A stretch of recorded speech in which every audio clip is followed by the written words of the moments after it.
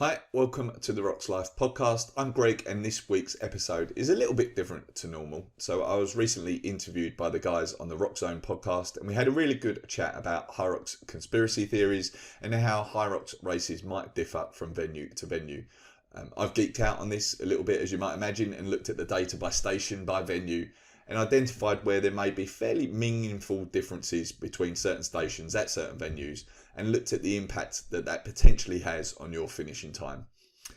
Do make sure, if you haven't already, to check out the Roxzone podcast as well. They're a really great group of guys putting out regular fun HYROX based episodes. So subscribe to their podcast when you get a chance, and also check them out on Instagram at RoxzonePod. Also, I just wanted to let you know that I'm now offering a very limited number of nutrition consultations for anyone who wants to address their nutrition or lifestyle to help improve their performance in HYROX. I see a lot of people putting in a lot of effort into their training, but are perhaps failing to fulfill their potential in the sport because their nutrition isn't quite as optimized as it could be to cope with the demands of the race. So if you want to do all you can to get the best time possible in your next event, head over to roxlife.com/nutrition now, where you can find out more details. Okay, that's it for now. I hope you enjoy the episode. Hello, everyone. Welcome back to episode 35 of the Roxzone. Me and Tom on one side of the line, and would you believe, special guest Greg from Rox Life is back and is joining us virtually on the other side. Greg, how are you? I'm good, thank you. I'm good. Thanks for having me back. It's an honour. Yeah, you. Who else?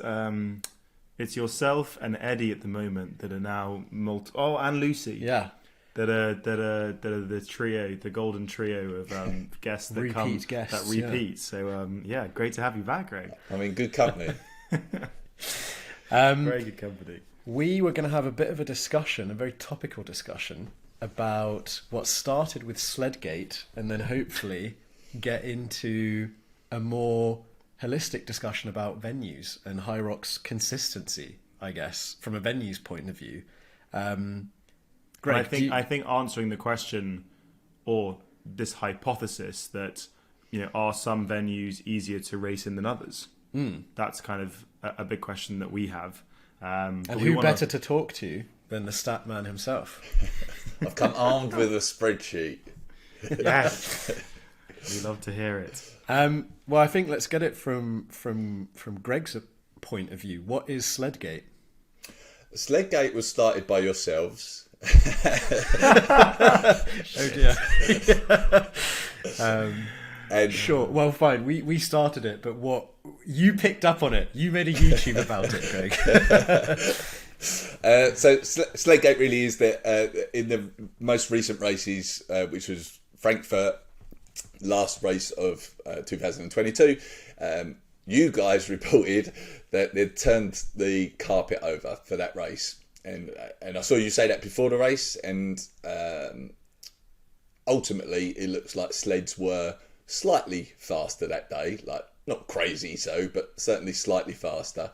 And I guess like the sort of theory or hypothesis behind all of this is that the first time that a carpet gets used, it looks like the sleds are relatively quicker, and then the more it gets used, it looks like they slow down. So like I showed it last season, where the sleds looked like they slowed throughout the season, and then so the first time they use, they get quicker, and even I think within the day they seem quicker as well. So I know some people, like at the first race in Basel, I think it was, like the doubles went out first, and then like they were certainly saying like the sleds were lightning, and then later on in the day it wasn't so much. So then Sledgate is really like you guys reporting that they turned the carpets over, and it looks like the sleds were quicker as a result of that. And then that's had some knock-on effects into really like that doesn't really affect most people, but those people that are looking to qualify for the elite races at the regional championships, which comes down to the 15 fastest times of the year, if you raced at Frankfurt, you potentially had a slight advantage over others where they didn't have such fast carpet or sleds. I mean, from an elite's point of view, that would make sense. You're talking about margins, right? You know, it can be a couple of seconds that dictate whether you're going to be racing as part of the Elite 15 or not, I guess.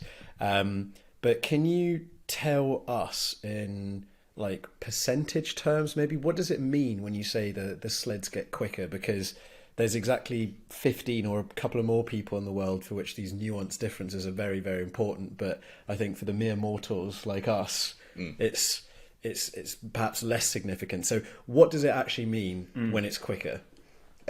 So I've geeked out on this, as you might imagine, and I've tried to quantify it. So what I've done is I've taken the men's open at each venue so far this season for each station, and say there were 800 competitors in the men's open in London. I've looked at who finished 400th, so exactly the midpoint at each station at each venue. And in theory, those times should be fairly consistent across venues if the overall average standard of the guys there that day is broadly similar. Like you take the midpoint and it should be fairly similar. And then by doing that, you can see whether there are maybe any anomalies by station for the sleds or whatever else. If I do that, and if I take I haven't had confirmation from HYROX as to when a carpet is being used for the first time or not, but I've got some assumptions in my head as to when that is, because I think America have got their own carpets. I think Spain have. I think Hong Kong has, and then I think there's a carpet for everyone else, like UK, Germany, Switzerland. So okay. I think that's right. So in terms of like the data behind it, it looks like a sled is around 30 seconds quicker for that midpoint person when it's a first time carpet as opposed to a repeated use one. That is way more than I thought it was going to be. Really? Way more. What's the average time for a sled push and pull? Or sorry, are you just talking about the push for that one? Yes, I'm just talking push. Yeah, it actually interestingly doesn't look like it affects the pull for some reason. Don't know why, but it doesn't. But like the midpoint person on a first time use carpet is 2 minutes 39 seconds, and then all other races is 3 minutes 11. That is huge. And it's obviously worth noting that, like, is it worth noting that the carpet flipping thing that you guys may or may not have uncovered, it is speculation, right? We're speculating that this is what we think has happened. Or I don't think I'm actually at liberty to comment on it anymore. There may or may not have been certain messages that were sent to our account that said maybe. Regardless, I guess we're speculating on how the carpets are used, but it is really interesting that you've mentioned that at the beginning when a fresh carpet is put out there, that it's potentially 30 seconds faster. Yeah. And it's just this methodology is like flawed at the end of the day. Like I'm just choosing the midpoint person, but if you do it for something like the row or the ski, where like presumably all the machines act similarly between venues and so on, and there's not a huge amount of variance, then like those midpoint times are very similar across venue. Really? Okay. Yeah, I mean not exactly the same, but reasonably similar, but it's quite clear for these first time. So what you're saying for the sled push, the difference that you're finding is significantly larger than across the 7 other implements that you're looking at. Yeah, I mean there are some differences across some other stations, and we can talk about those as well. Oh, okay. Foreshadowing of what's to come. It certainly looks like, for those first time carpets, then it's quicker. Okay, well, that's interesting. To be continued, I think, because we are speculating a little bit too much beyond anything. We have not taken in the humidity or the latitude of the respective races. Those are 2 complete bogus things, in case my sarcasm didn't come across there. But let's maybe start a new conspiracy theory and park Sledgate for a minute. Greg, you said there's going to be, or there's other implements that have significant differences. Talk to us. Yeah, just give us, just show us, give us all that good data. I'm so curious. Okay, there's a couple. So, burpee broad jumps. There's no carpets or anything that can get involved here. It's just down to the performance of the athletes on the day. But there is some reasonably significant differences between different venues. So, I know you guys were in London. And you might not be surprised to know that London is the slowest burpee broad jump time that we've seen so far this season. Really? Okay. And the fastest was the first race of the season in Basel. But so the one main thing that can affect burpee broad jumps is judging standards. Like London was pretty strict, I felt, in terms of burpee broad jumps that day, and it just clearly shows in the data. So the midpoint time there was 5:38, whereas like the median for all the venues is 5:06. So over 30 seconds longer. Another 30, yeah. Wow. Okay. And would you think that is solely down to judging decisions? I mean, would you have any insight as to how many penalties were perhaps awarded dished out, not awarded, in London versus something like Basel? No, you can't, because the penalties on the burpee broad jump are really just like go back 5 meters, whatever it is. So it's not really recorded. So you just look at this midpoint data, and like I say, it's flawed. But it weren't a surprise to me, like having been there, that London was the slowest. And I do think as well, like it is quite clear that I think just before London, I think HYROX, got wind of. You might not have seen it, but there were a couple of videos going around of high level athletes doing some very, very bad broad jumps, right? And really, yeah, I believe Mintra or whoever saw those, and then I think there was a bit more of a clampdown on these standards. And you can see it. Like I said, Basel was the fastest of the season. Like that was the first race, but then I think from just before London to now, things have got a bit stricter, which is good. Like you don't want people taking a mick, but it's certainly you can see. Like if we're talking about just pure consistency from venue to venue, then judging standards is having an impact. Like I don't know, people are more interested in talking about sleds and carpets and things like that, but judging standards has as big an impact in reality. Definitely. Well, I think to put maybe a positive spin on things, and I think Greg was kind of getting to that a little bit, the sport is still in its infancy, and you'd want it to evolve. And if that means that over the course of a season, perhaps one race is less strict than the other one because from race to race, they're getting better at judging and they're being more strict. I think that might just have to be something you accept as an athlete, that, look, if you want this sport to evolve, which I think every participant does, then you're going to have to expect the movement standards to be stricter too. And that's definitely, because I remember, so our fellow podcaster Ian Kay interviewed Mintra, who is the head race coach. Is that her title? Head race coach? Global race director. Global race director. I've totally butchered that.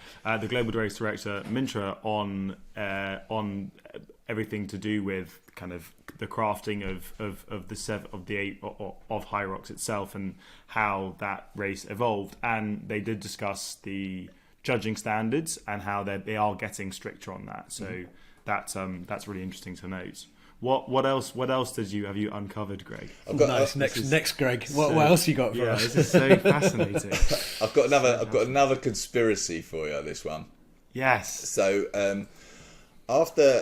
early on in the season, after Valencia, which was the first Spanish race of the season, a couple of people wrote to me and said, "Have you heard anything about the wall ball targets being higher over in Spain?" And I was just like, no, but like I brushed it off, and I just thought, this is just, everyone thinks their course is a tough one when they race it, and I sort of brushed it off. But then after Madrid, which has happened relatively recently, Tara Jackson was there. Tara's one of the best women in the sport.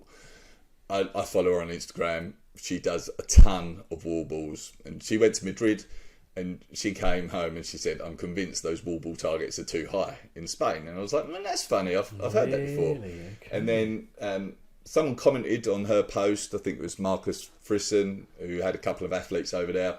He said, yeah, they said the same. And I was like, okay, there might be something to this. So when I looked into this data, you can see that the Spain wall balls are slower than, what we might have in the rest of Europe or in the USA. And whether that truly is because their wall ball targets are higher or not, I don't know. But there's certainly been enough people to have said it, and the data backs it up now as well. Mega conspiracy. What were the like quantifiable differences then from perhaps that Spain race compared to others? So in Spain, there's been there's been Valencia and Madrid this season. So the median midpoint time of those is 6:48. In USA is 6:11, and then the rest of the venues is 6:25. So not crazy, but Spain is say 23 seconds longer than the rest of Europe. I had not. It's just like it's so bloody hard. I imagine for them to try and account for all of. I guess when you dig into it in a bit more detail, like standardizing all of that, it must be just a nightmare. Well, this is really interesting because Ben said in response to seeing the jungle gym or whatever you want to call it, the wall ball station in Frankfurt. He said it looks different from the one that we had most recently in the UK, in London. And I dismissed that pretty quickly and said, no, that's rubbish, Ben. It's always going to be the same. Surely it's just a big metal frame that you put down. But apparently you might be able to adjust the height here or there. But what do they gain from adjusting the height? There's nothing to gain from No, that. no, of course. But it's just, yeah.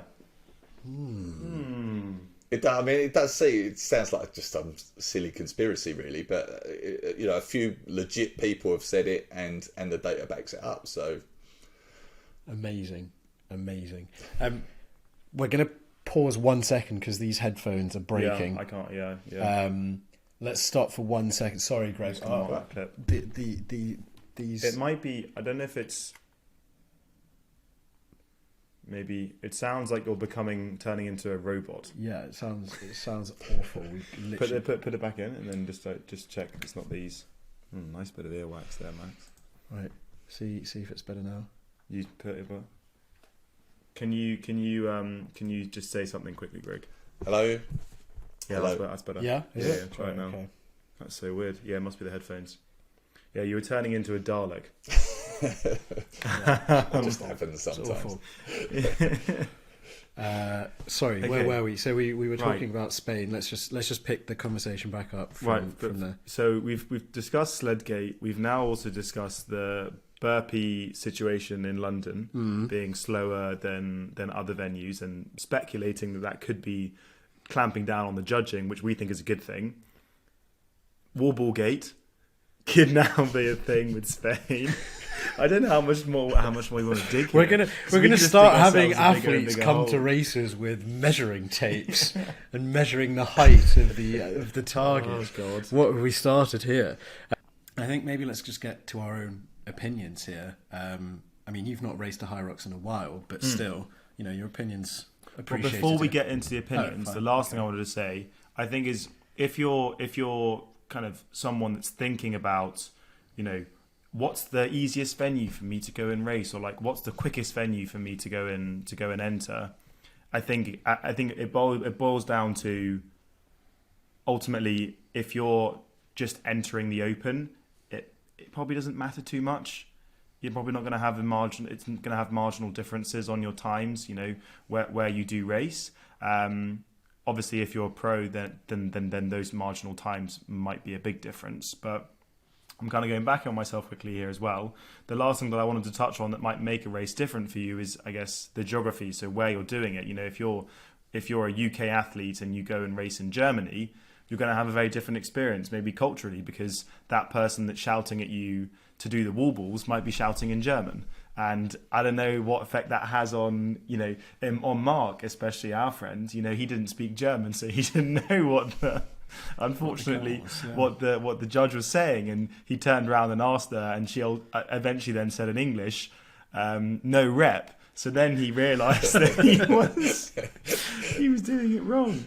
But that was the last thing I think I wanted to touch on, was maybe if you're just bearing that in mind as well, that kind of cultural difference. But I think my initial thought on this, to try and wrap this up, is ultimately, if you're just entering a HYROX as an athlete and you're not going into the pro division, it's probably not really going to matter too much. And we pick and get nitpicky about these things, but that's because we are nerding out on it because we're nerds and have a podcast HYROX about nerds. it. Yeah. It's pretty annoying, dude, that you said we're not getting to opinions, then did your opinion, and also stole the exact same point that I was going to say. I kind of butchered that summary. So I'm going to have to ask Greg what his opinion is and then circle back to me, because I now need to think of a new point, because you've said exactly what I wanted to say. You're very welcome. But I mean, I agree. Like, you shouldn't worry about it and try and game it and try and find the best venue for you, because like there's just too many like pros and cons of different venues, and for most people it don't matter. We're talking seconds. And also, like, I did a post on this a little while ago, but it's just part of the sport, right? Like, you can't do a marathon that's completely the same. You can't. Certainly, football matches aren't the same. Like, it's just part of the sport. I kind of like knowing. Or kind of like not knowing that I don't quite know how a sled is going to feel before the race. Like, it sort of adds a bit of excitement, or like, whether you're going to get some dodgy judge decisions or have to cope with a busier track and all of those things. Like, if you knew exactly what to expect every time, you could just do a simulation in the gym and just know where you're going to end up at the end of the day. So I think it's part of the sport, and like, it kind of adds to the enjoyment for me in reality. Like, I'm not competing for those elite spaces, so I'm not too fussed that someone in Frankfurt got an easier course than maybe I did in a different course. Like, it doesn't matter to me. I kind of like these differences in reality. That's such an interesting point. Sport is inherently a little bit luck based, and HYROX is still a sport at the end of the day. So, but not that we're that interested, Greg. But what is the fastest venue? If you do it, if you look at that midpoint method purely based on finishing times, it was Frankfurt this past weekend. Really? But I think, like, it feels like there was a slightly higher standard of athlete there.